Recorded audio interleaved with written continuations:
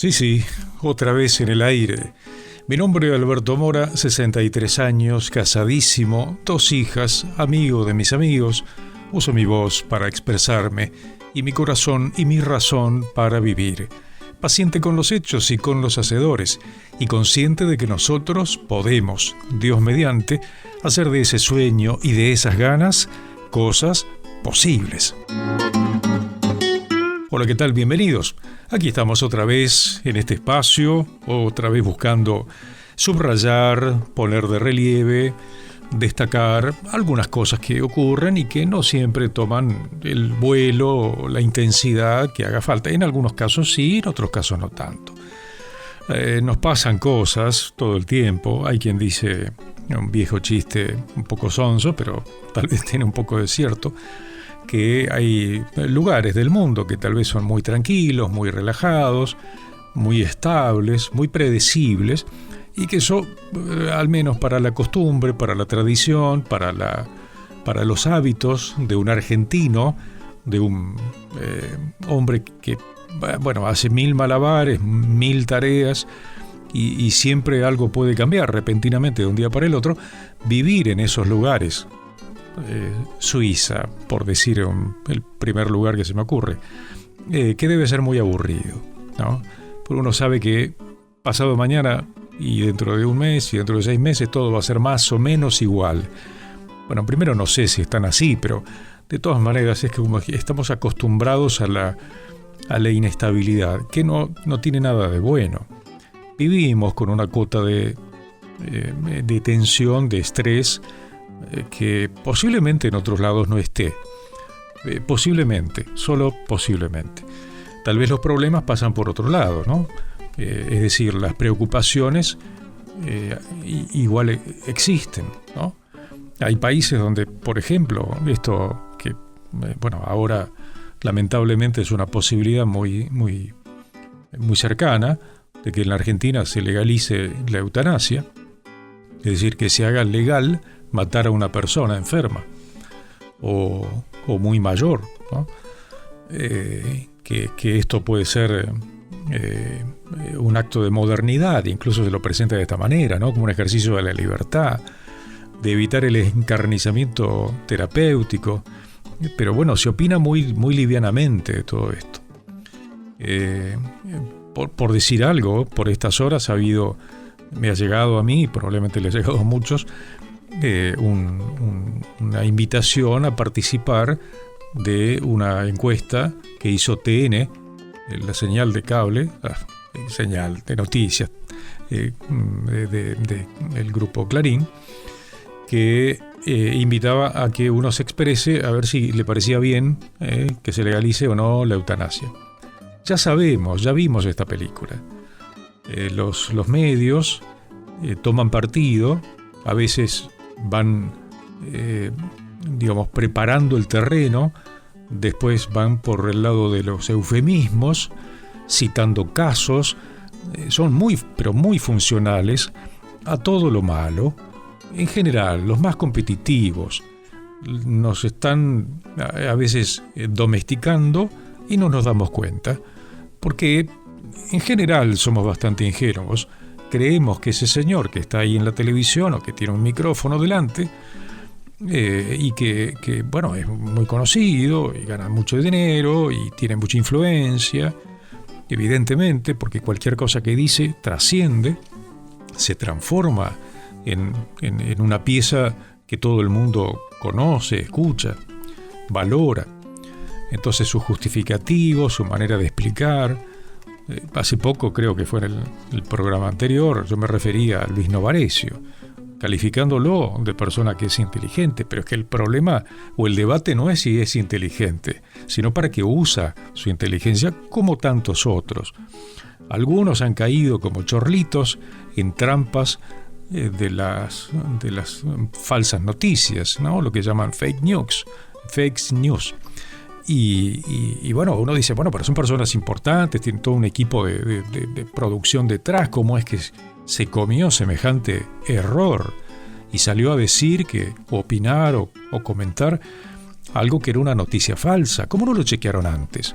Bueno, esto mismo de alguna manera revela que no todo es como parece y que hay gente que tiene un enorme poder de influencia y no está preparada para estar ahí, y hay otra gente que tiene un enorme nivel de influencia y lo que tiene son segundas intenciones que no termina de contar.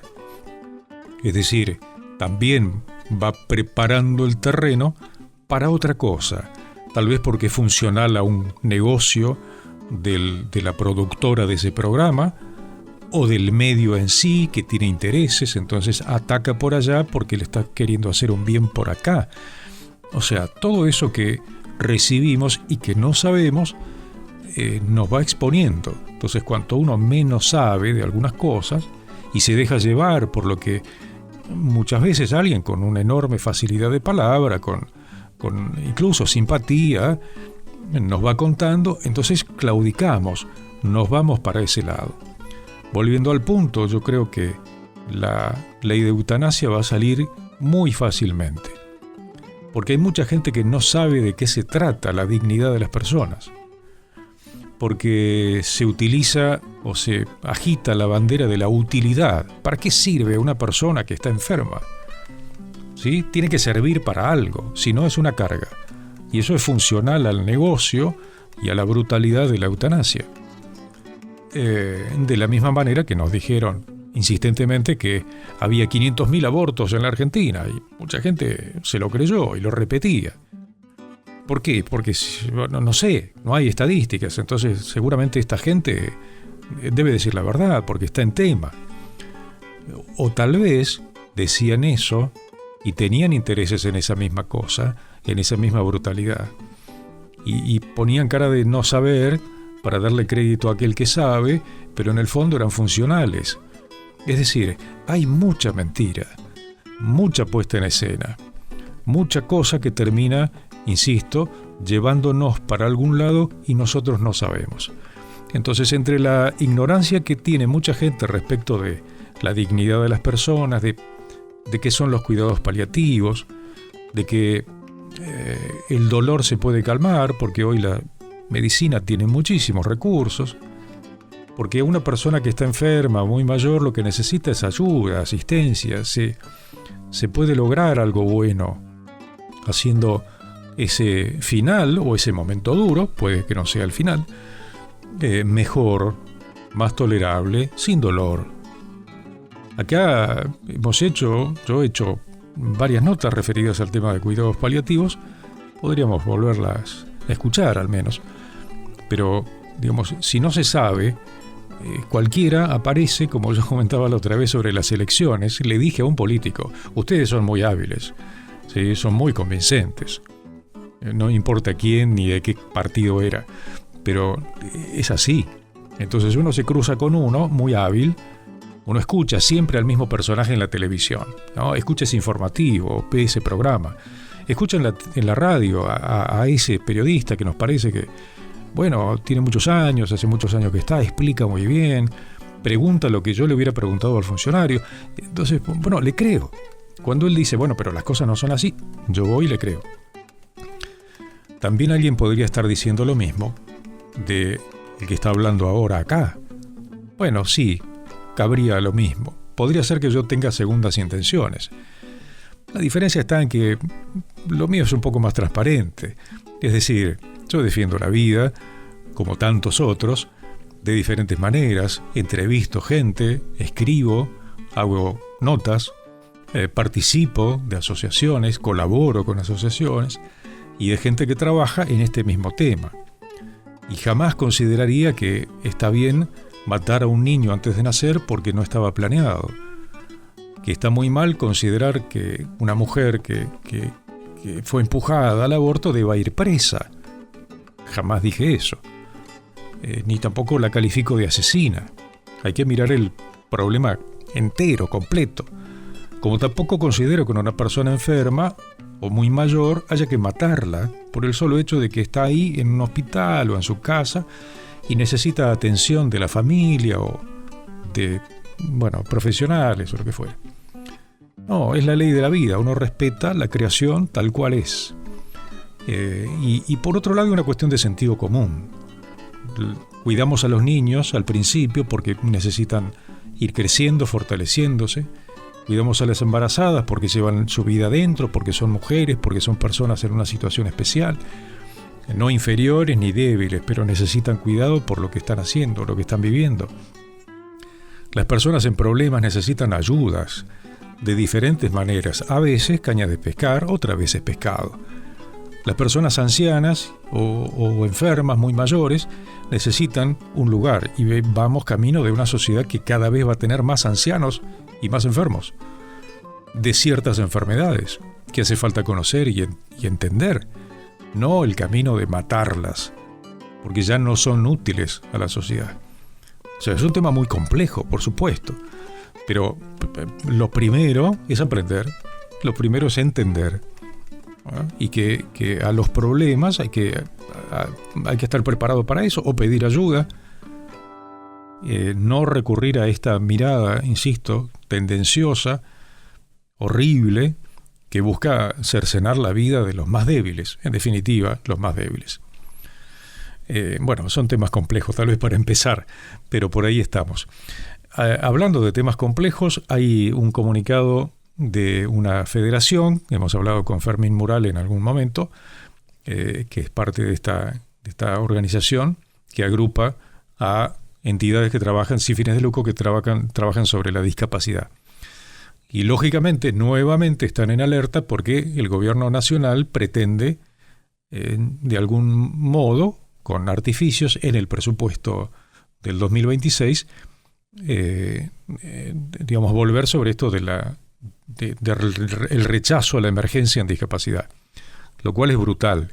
Y lo cual demuestra también que este gobierno, al que encabeza Javier Milei, tiene o muy malas intenciones o un absoluto desconocimiento de qué significa la realidad de las personas, de los ciudadanos con discapacidad. Los prestadores, las familias, las entidades de bien público, los hogares, todo el universo inmenso de las personas con alguna discapacidad.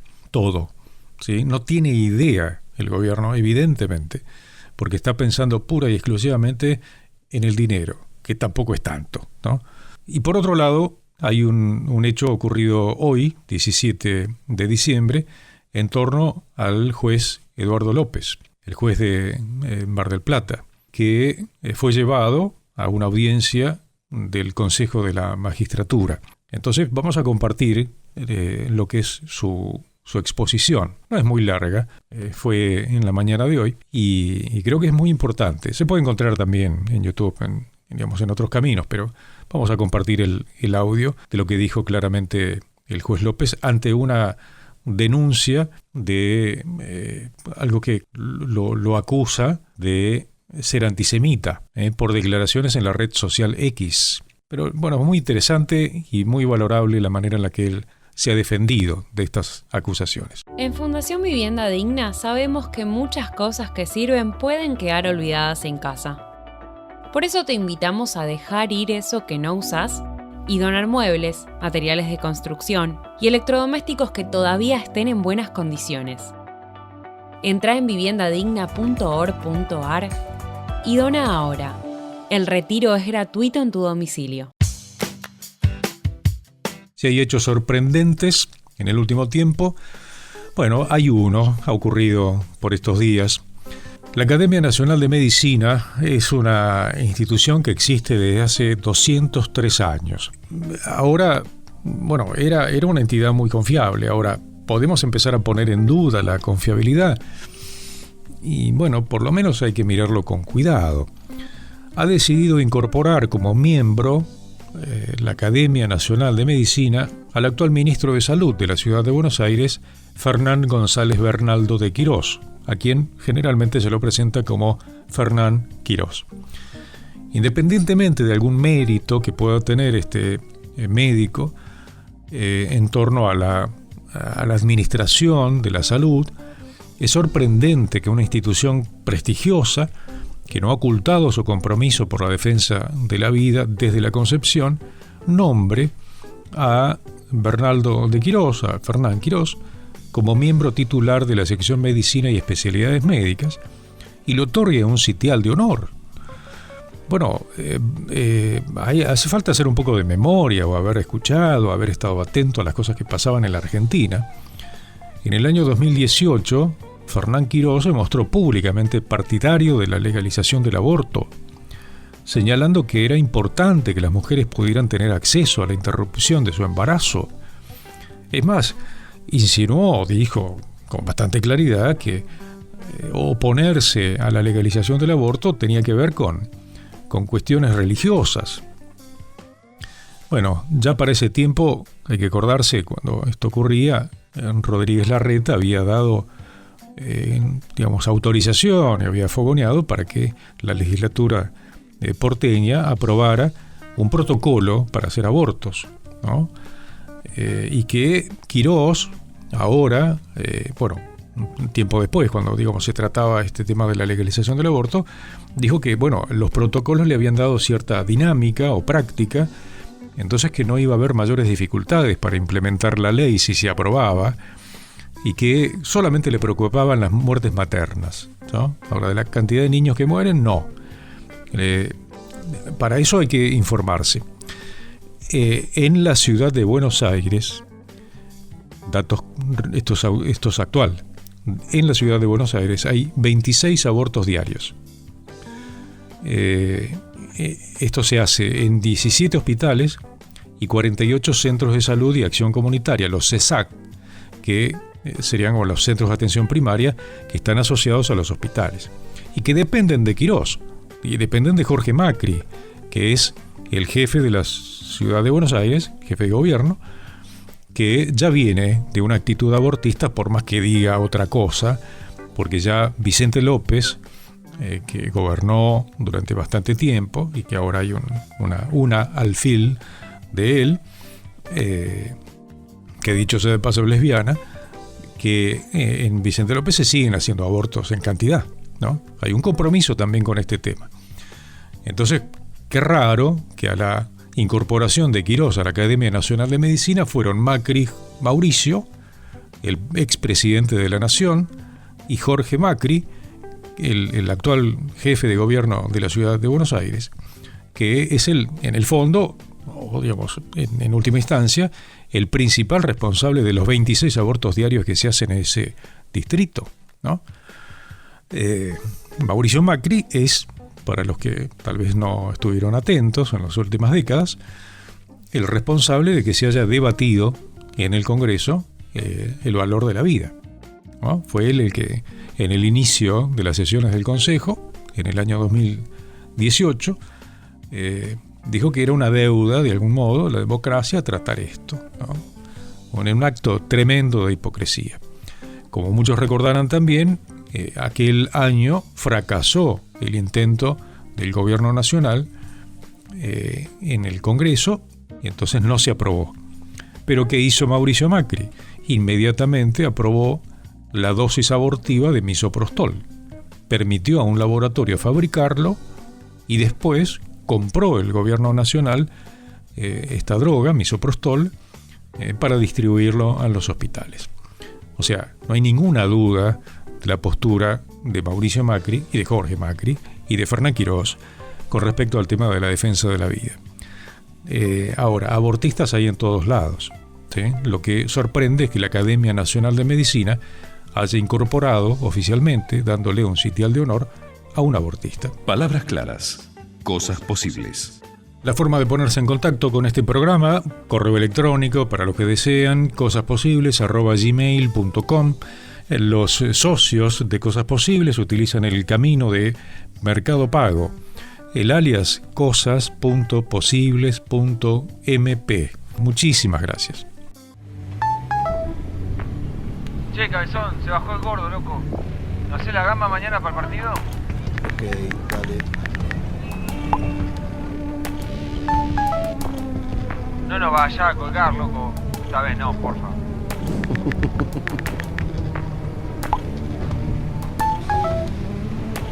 Amor, el bebé está despierto, esperándote. ¿En cuánto llegás?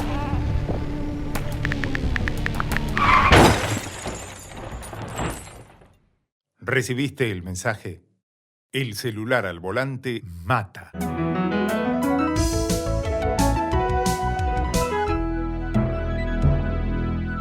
Luchemos por la vida. La Comisión de Acusación del Consejo de la Magistratura de la Nación escuchó la palabra del juez federal Alfredo López, a cargo del Juzgado Federal número 4 de Mar del Plata, que había sido denunciado por expresiones antisemitas y xenófobas difundidas en redes sociales, especialmente en X. De acuerdo con el artículo 20 del reglamento interno, esta citación tiene el mismo alcance que una indagatoria judicial, ya que constituye la oportunidad del magistrado para formular su descargo antes de que la comisión decida si corresponde aplicar sanciones o elevar el caso a un juicio político. La denuncia contra el juez López fue presentada por la diputada del PRO, Sabrina Ahmechet, presidente del Foro Argentino contra el Antisemitismo. Dicho sea de paso, una pieza política amparada, protegida por Patricia Bullrich. Ahmechet acusó al juez López de conductas antisemitas y discursos de odio por lo que él puso en su red social X. Bueno, vamos a escuchar ahora lo que dijo el doctor López y que se puede encontrar también en YouTube. Alguien lo puede ver completo a toda la sesión del Consejo de la Magistratura. Voy a solicitar que oportunamente se proceda en los términos del artículo 22 del reglamento a desestimar la presente denuncia por manifiestamente improcedente y maliciosa. A fin de no ser reiterativo, solo voy a marcar las consideraciones más importantes a criterio de este magistrado que no fueran merituadas pormenorizadamente en la resolución que encuentra acreditada prima facie las imputaciones formuladas. En efecto, no se ha contemplado el temperamento pacífico de este Consejo en relación a que un magistrado no pierde su condición de ciudadano, remitiéndome para ello a los antecedentes vertidos en oportunidad de la presentación efectuada en los términos del artículo 11 del reglamento. Aquí quisiera puntualizar que en 40 años en el Poder Judicial nunca he tenido ninguna denuncia ni recusación motivada en los hechos que ahora se me imputan. Es más, mis acusadores y los supuestos ofendidos no han promovido ninguna denuncia contra el suscripto, de carácter civil ni penal, pese a que en las acusaciones podría inferirse la comisión de algún delito. Como dije, si en 40 años hasta ahora no he tenido imputaciones de esta naturaleza, ¿qué es lo que ha ocurrido entonces? ¿Me he convertido después de 40 años en un antisemita repentino? ¿O bien ha ocurrido un hecho público y notorio que es el genocidio acontecido en Gaza a manos del Estado de Israel? Circunstancia esta que no resulta de una opinión subjetiva de mi persona, sino de una medida dispuesta por la Corte Penal Internacional, de la cual di cuenta en mi red social X desde noviembre del 2024, y que dieran cuenta a su vez los medios de comunicación, como así también las Naciones Unidas, UNICEF, Cruz Roja, Médicos Sin Fronteras e innumerables naciones. A partir de ese momento, como surge de la prueba aportada por esta parte, se sucedieron una catarata de insultos y agravios hacia mi personalidad, que quizás, por falta de templanza, procedí a responder. Reconozco que por mi condición de magistrado y estando sujeto al escrutinio público, debí evitar esas respuestas ejerciendo la virtud de la prudencia. Aunque quiero agregar que los jueces, como ciudadanos, también son hombres y la calidad de hombre aminora la responsabilidad por ser el sujeto agraviado. Pero siempre fue en respuesta a personas que interfirieron en mi cuenta para insultar o menospreciar. Actué por reacción, nunca por acción, y mis respuestas nunca fueron insultos ni ofensas.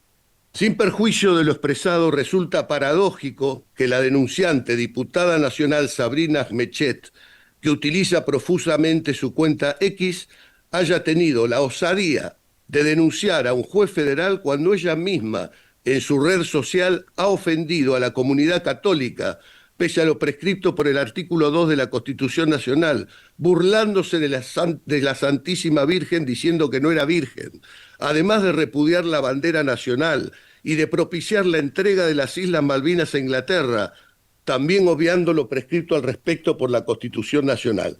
Todas estas circunstancias se encuentran acreditadas en las pruebas aportadas. Sería lamentable y ajeno a cualquier valoración seria que la imagen de mi persona que tiene esta comisión se circunscriba a una denuncia y acusación apoyada en publicaciones parciales, editadas, fragmentadas y de interpretación subjetiva que quitan una visión completa de lo que acá es materia de decisión.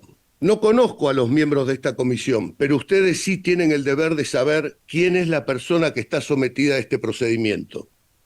Y aunque sostengo que el desempeño de un magistrado se aprecia a tenor de sus fallos, entiendo que aquí se está poniendo en tela de juicio a la persona in totum, más allá de la función jurisdiccional y por expresiones vertidas fuera de su ámbito institucional.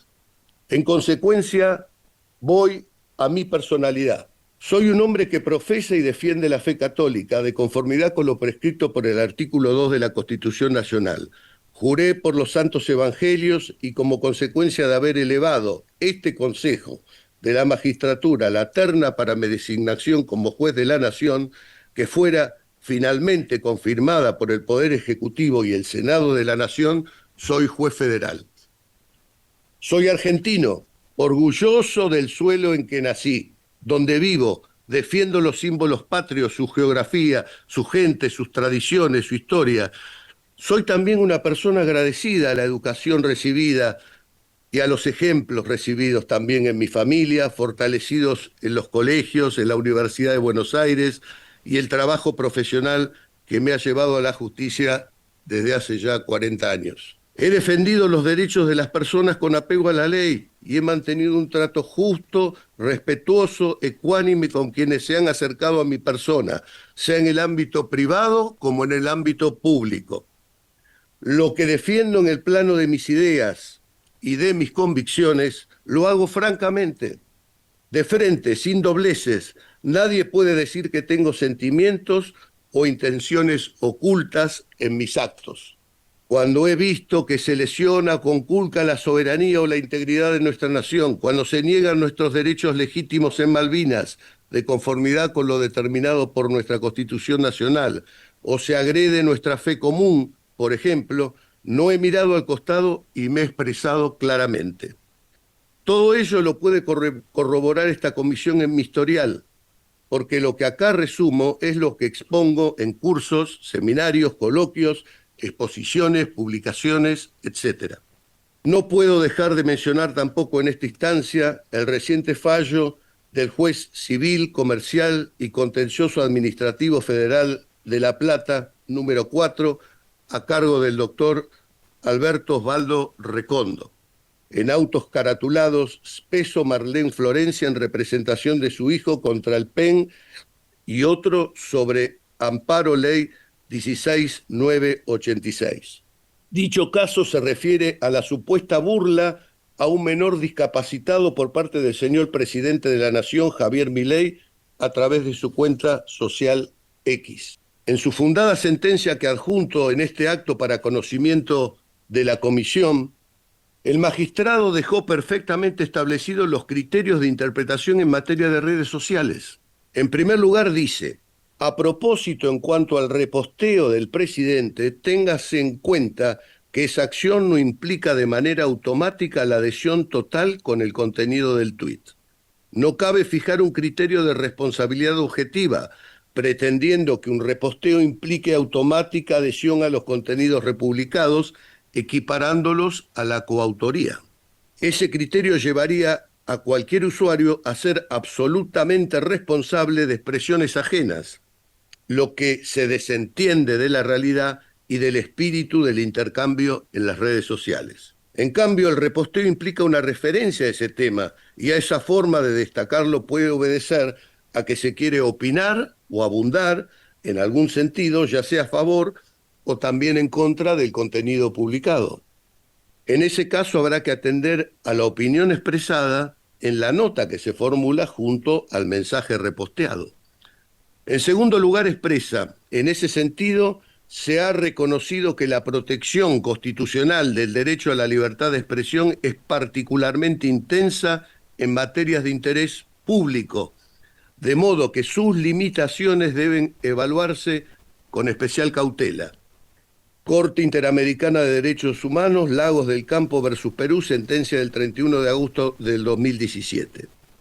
La libre circulación de información no puede impedirse si es el resultado del ejercicio legítimo de la libertad de expresión, aun cuando ella pueda molestar y ofender al sujeto de la información difundida. Dictamen de la Procuración General de la Nación en el caso Páquez del 22 de mayo del 2017. Y en tercer lugar, y fundamentalmente, cuando señala, así el uso que da a las redes sociales puede ser institucional o personal, dependiendo del contenido, del contexto y de la intención del mensaje. Se ha dicho que lo que define si el uso es institucional no es el cargo del emisor, sino el carácter del mensaje, si comunica decisiones del Poder Ejecutivo, políticas públicas, actos oficiales, declaraciones diplomáticas, etc. Es personal si meramente expresa opiniones o mensajes no vinculados directamente a sus actividades oficiales. Si el presidente critica a una ideología o pensamiento determinado, si critica a un periodista, sea verdad o no lo que sostiene, se considere apropiada o no la formulación, esa es una mera apreciación personal. Por ello, la vinculación institucional o personal no depende del color del tuit, sino de los factores que acabo de enunciar. La esencia es lo profundo, por oposición a la superficie, al color y al atuendo. Cabe lógicamente entender que un funcionario, además de ejercer su actividad con las formalidades propias del, también puede, por ejemplo, hablar en una entrevista por radio, televisión, streaming o cualquier medio, y ese hecho no tendrá las mismas consecuencias jurídicas que en el ejercicio de la función estatal. Las opiniones que pueda expresar en esa entrevista no dejarán de ser opiniones individuales. Lo mismo sucede si opina a través de una publicación en X. Así, no todo lo que opina un ministro es un acto administrativo, ni toda opinión de un legislador es ley, ni toda opinión de un juez es una sentencia. Por todo lo expuesto y teniendo en consideración las propias resoluciones de este Consejo y la sentencia reseñada precedentemente, entiendo no quedan dudas que corresponde la inmediata desestimación de las denuncias formuladas contra el suscripto por manifiestamente improcedentes y maliciosas. Subsidiariamente, en caso de considerarlo necesario, me remito a lo solicitado oportunamente respecto de las medidas requeridas en la presentación que no han podido considerarse en su oportunidad por esta comisión. Dios guarde a vuestras excelencias que harán justicia. Como dije, el gobierno de Javier Milei quiere derogar la emergencia en discapacidad.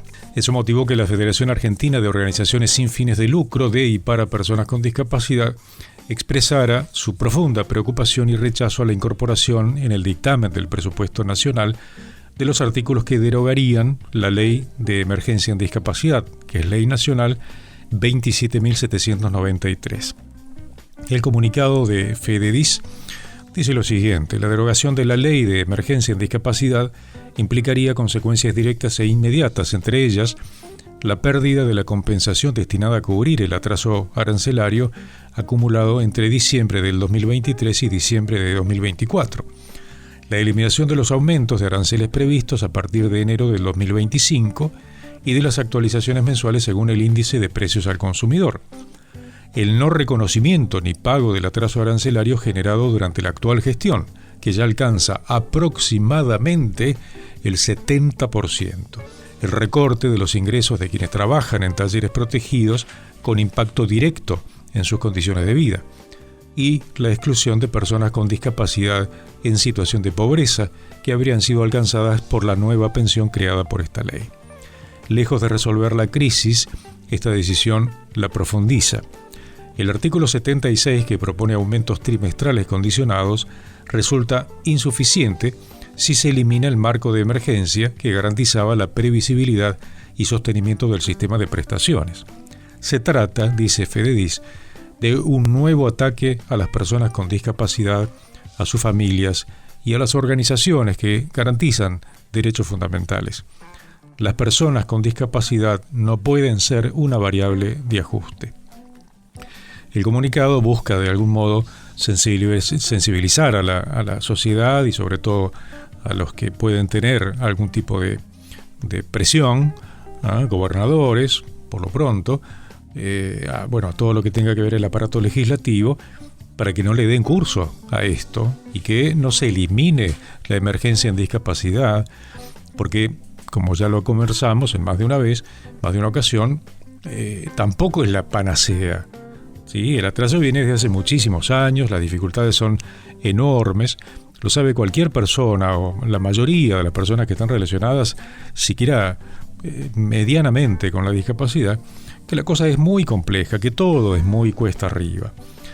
Así que para los que tengan deseos de conocer un poco más de esta federación, @fededisar con S, o sea, fededisar, todo junto. Ese es el perfil de Instagram, y fededis.org.ar es el sitio web. Algo importante para estar informado. Me ha informado la Fundación Vivienda Digna de una gran barata de fin de año en productos del hogar. Han lanzado una importante acción de fin de año que además se suma a las ofertas diarias que comunican a través de sus redes sociales.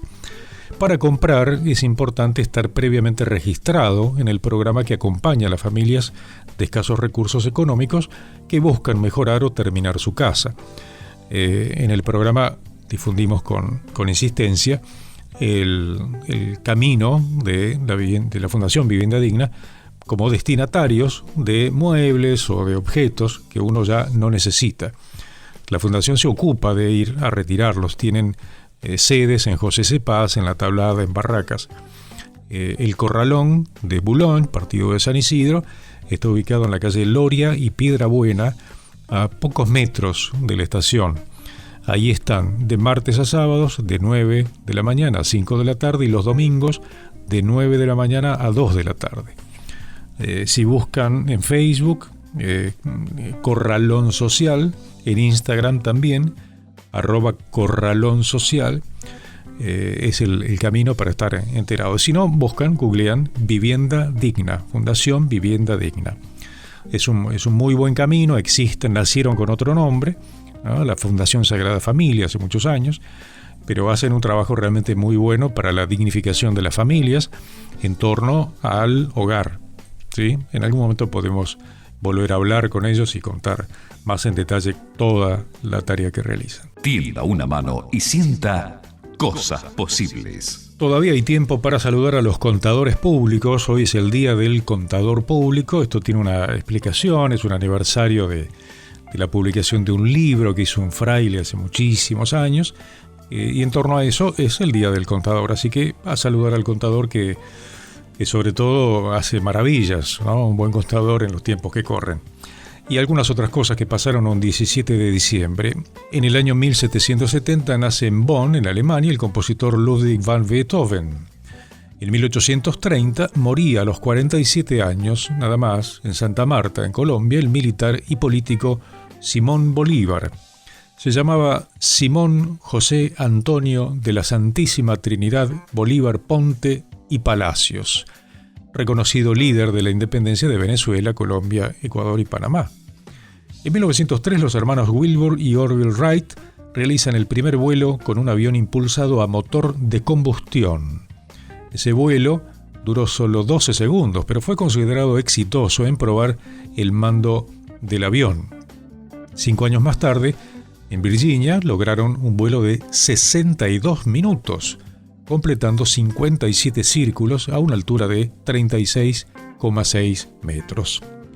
En 1934 se constituye Argentores, la entidad que agrupa autores de teatro, televisión y radio. Hoy estaría cumpliendo años Jorge Mario Bergoglio, el Papa Francisco, que nació el 17 de diciembre de 1936. En 1942 nacía en Buenos Aires la actriz Telma Viral. En el 52 nacía la periodista Silvia Fernández Barrio.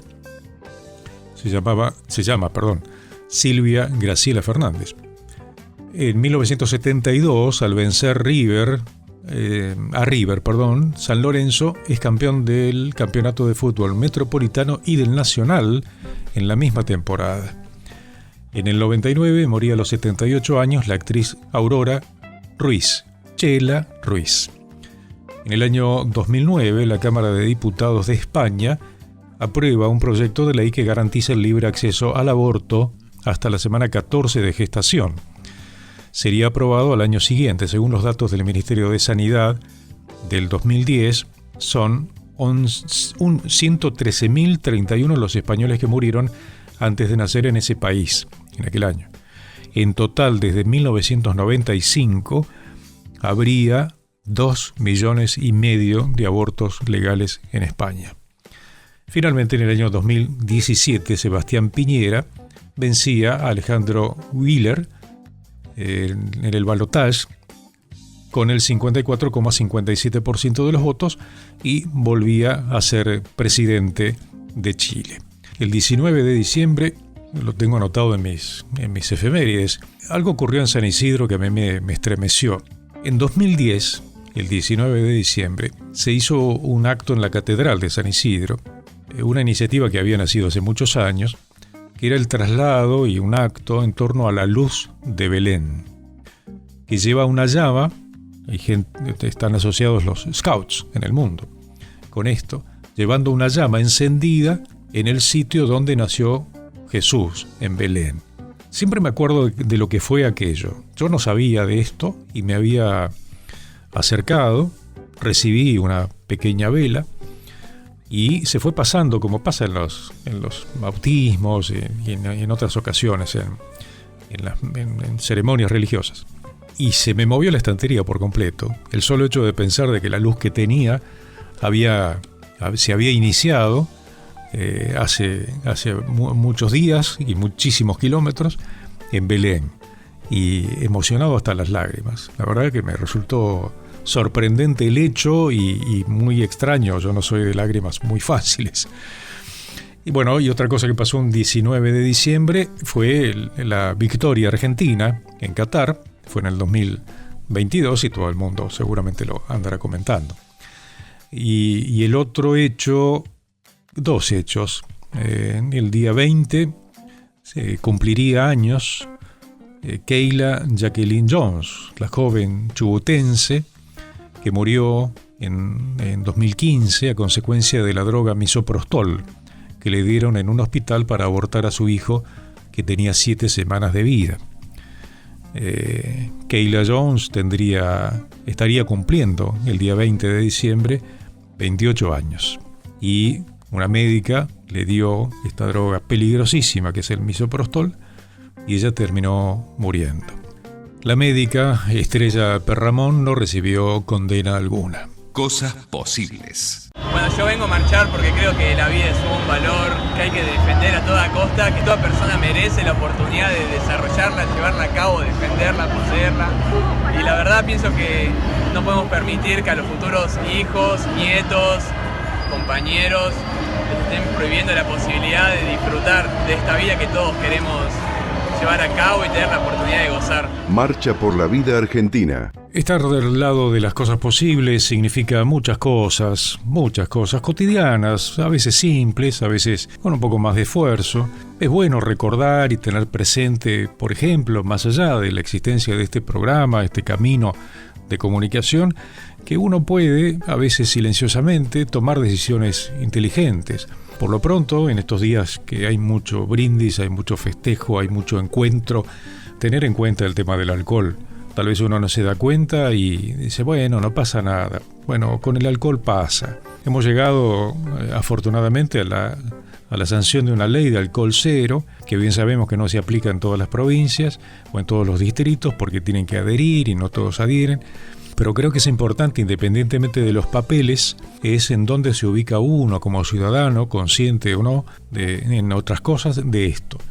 Es muy, pero muy peligroso considerar que no pasa nada, ¿sí? Los efectos del alcohol son bien concretos. Uno empieza a tomar decisiones equivocadas, empieza a no tomar distancia, a pesar que llega a hacer la maniobra, a pesar de que puede manejar porque hace muchos años que maneja, porque lo hizo toda la vida, porque sé lo que estoy haciendo. ese grado de prepotencia que nos implica el consumo de alcohol, cuando digamos, uno puede estar, insisto, acostumbrado, pero la ciencia es la ciencia, ¿no? Y todo está perfectamente demostrado, no es una cuestión de puntos de vista o de opiniones. Así que lo menos que uno puede hacer es decir, bueno, no voy a tomar alcohol porque voy a manejar. O en tal caso tomar tan poquito como para decir, bueno, yo recién voy a salir a manejar dentro de 1 hora o 2. Tomo un poquito, brindo, pero listo, ya pasó. ¿Eso es ser aburrido? No, es poner las cosas en su lugar. Si uno tiene que otra persona pueda manejar, fantástico. Pero si no, esta. Es decir, bueno, tomo temprano. Y pues cosa de que dentro de 1 o 2 horas, o dependerá de cuánto uno beba, el alcohol ya haya sido metabolizado. Y listo, no va a pasar nada. Incluso haciendo una prueba de alcoholemia, lo más probable es que no dé nada, ¿no? Si uno tomó apenas un poquito y pasó suficiente tiempo. Tener dominio de esto, conocerlo, llevarlo a la práctica, es pensar en cosas posibles. Experiencias de la vida, esfuerzos cotidianos, buenas intenciones. ¿Quién dijo que estaba todo perdido? En estos días se estaba hablando sobre, nuevamente, un caso de una menor de edad, embarazada, que quería tener a su hijo, pero había gente que estaba haciendo todo lo posible para que fuera abortado. Siempre aparece esta consigna, ahora tal vez un poco menos, pero ha aparecido con mucha insistencia, esto de las niñas madres. Bueno, yo tuve la oportunidad de conversar con el doctor Diego Padilla, que es médico pediatra, que sabe mucho y explica muy bien algunas cuestiones muy básicas que uno debe conocer respecto de qué circunstancias se tienen que dar para que se produzca un embarazo. En principio, vale la pena escuchar con atención. Si alguien tiene duda, preguntar. Pero no hay que confundir lo que la biología dice, lo que la ley dice, sentido común. A las preguntas que yo le formulé, respondió con mucha claridad, con mucha seguridad, y creo que es importantísimo poder escuchar a la gente que sabe. El doctor Diego Padilla. ¿Puede una niña quedar embarazada? No, absolutamente no. Sí, precisamente, justamente el paso de la niñez a la adultez, uno de los hitos que lo define claramente es la capacidad de procrear. Una vez que una persona está capaz de engendrar, hombre o mujer, ha dejado de ser un niño o niña, eso es evidente. Hay 5 estadios, nosotros los pediatras consideramos 5 estadios de maduración puberal, del 1 al 5, y la capacidad de procrear se da en los últimos estadios de maduración puberal. De hecho, el primer ciclo menstrual de la mujer, la primera menstruación, que se llama menarca, ocurre en el estadio 4 de maduración sexual. O sea, cuando la chica ya casi está convertida en una mujer, ya tiene todo el aspecto externo de una mujer. De hecho, a partir de la primera menstruación, que en general no es ovulatoria, como no lo son las primeras menstruaciones, la chica no se quedaría embarazada en los primeros ciclos menstruales en general, sino ulteriormente, y de hecho a partir de ese momento a la chica le queda muy poco crecimiento físico en altura, apenas 3 o 4 centímetros, es decir, que físicamente uno ve una mujer, no ve una chica. Y este hashtag Niñas No Madres, que busca emocionar o generar un movimiento de la sensibilidad, hace que la gente justamente imagine una nenita chiquitita jugando con un osito de peluche embarazada. Esto es absolutamente falso. Es una adolescente en la adolescencia tardía, es decir, es prácticamente una mujer, aquella chica que tiene capacidad de quedarse embarazada. Estaba pensando que la sabiduría popular siempre ha señalado que la llegada de la primera menstruación está calificado como que esa niña se convirtió en señorita. Absolutamente, completamente. O sea, no es más una niña, exactamente. La sabiduría popular en general es cierta, se basa en algo real y absolutamente cierto. Es así, completamente, sí. ¿Cuál es la posibilidad de complicación que tiene un embarazo a tan temprana edad? Bueno, en realidad en la mujer, es decir, hay que distinguir entre las complicaciones de la mujer y las del bebé. En la mujer hay una mayor incidencia de anemia. Si la mujer venía desnutrida, se puede profundizar esa desnutrición. Hay una mayor incidencia de rotura prematura de membranas y de desgarros del canal de parto cuando aún quizás la pelvis no se ha desarrollado suficientemente, porque un poco de desarrollo en algunas chicas falta como para terminar de desarrollar el tamaño de la cavidad pelviana de una mujer definitivamente adulta. Pero de todas maneras esa dificultad o inmadurez no sería algo dramático, no, es atendible. Digamos. Es atendible, por supuesto, y en ese caso, cuando uno ve que las proporciones no son adecuadas, se practica una cesárea. De ningún modo, para nada es algo dramático, ninguna de estas cuestiones es grave. Y en cuanto a las complicaciones del bebé, vemos mayor incidencia de prematurez, de bajo peso al nacer y de distrés respiratorio, que es la dificultad respiratoria que tienen algunos bebés al nacer. Ninguna cosa de estas es de difícil manejo ni de difícil atención en cualquier maternidad del mundo. ¿Cuál es la incidencia de embarazo adolescente en la Argentina? ¿Qué cifras oficiales hay? En la Argentina aproximadamente, entendiendo como embarazo adolescente aquel embarazo que se produce en menores de 19 años, es de aproximadamente el 15%. En Argentina hay unos 750.000 partos anuales en los últimos años y más o menos 95 a 100.000, número estable en los últimos años, es de adolescentes. Uno considera que uno de los riesgos importantes, los padres, los adultos y algunas declaraciones públicas del sexo en los adolescentes a temprana edad, sin cuidado, sin contención, sin un orden en la vida, lo que puede provocar es un embarazo. Parece que eso fuera lo peor. Pero ¿qué otras consideraciones debe tener esto? Bueno, por supuesto el incremento del número de enfermedades de transmisión sexual. De hecho, se está viendo un aumento en muchos países del mundo de la incidencia de sífilis y de gonorrea nuevamente, y aparición de gonorreas multiresistentes. La gonorrea era una enfermedad fácilmente tratable con antibióticos sencillos y hoy por hoy hay casos de gonorrea multiresistente, bastante dificultad en el tratamiento. ¿Y la sífilis? La sífilis ha reaparecido en muchos, es decir, hay un aumento en el número de sífilis y además estas enfermedades, con todas las complicaciones que tienen, hay que recordar que las enfermedades de transmisión sexual además producen infertilidad y abortos como consecuencia, porque destruyen en muchos casos, alteran el aparato genital femenino particularmente.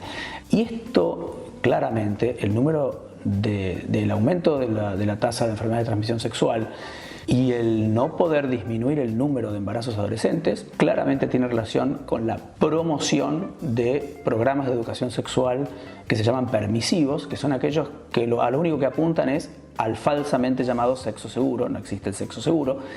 Tratan de entender como sexo seguro aquel que no deja ninguna consecuencia, ni enfermedades de transmisión sexual, ni embarazo.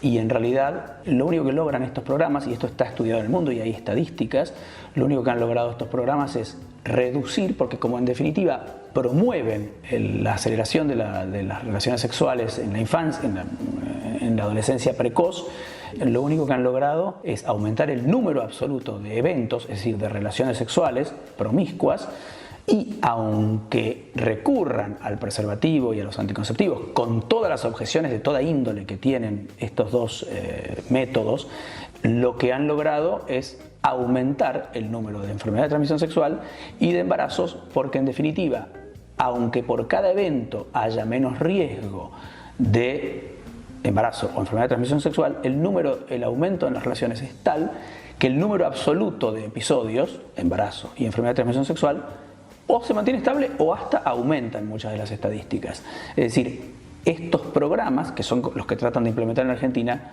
no son de ningún modo exitosos. Y es más, no fomentan ni la fidelidad, ni el matrimonio. De hecho, ni hablan de matrimonio, de familia, no se hablan estos programas, teniendo como contracara los programas que se llaman de fidelidad o de riesgo cero, que son aquellos que promueven los vínculos firmes, la familia, el matrimonio, la abstinencia, la fidelidad, con los resultados que obviamente son los esperables, que son, mayor número de matrimonios estables, de menor, por supuesto, transmisión de enfermedades de transmisión sexual y no ocurrencia de embarazos en adolescentes, por supuesto. Sí, no hay duda que también un grado de plenitud personal, obviamente, por lo que implica hasta una vida estable, ¿no? Pero hasta incluso hay una interesante comparación donde dice que muchísimos estudios, basado en muchísimos estudios, las chicas que empiezan sus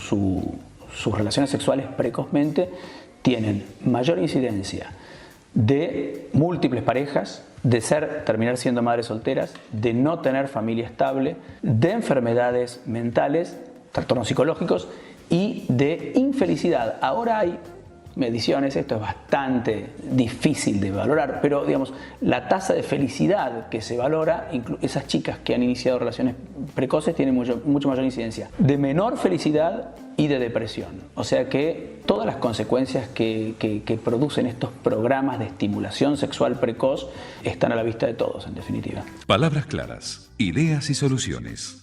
Cosas posibles. Llegamos al final, pero solo de este programa, este espacio, este lugar que tenemos y que hay que mantenerlo, hay que sostenerlo con mucha dedicación, ¿no? Lo hacemos desde hace muchísimo tiempo con las mismas motivaciones. No todo está perdido y algunas cosas merecen tener lugar arriba de la mesa, que se vean, para tomar las mejores decisiones. ¿Nos encontramos en la próxima? Espero que sí. Muchas gracias.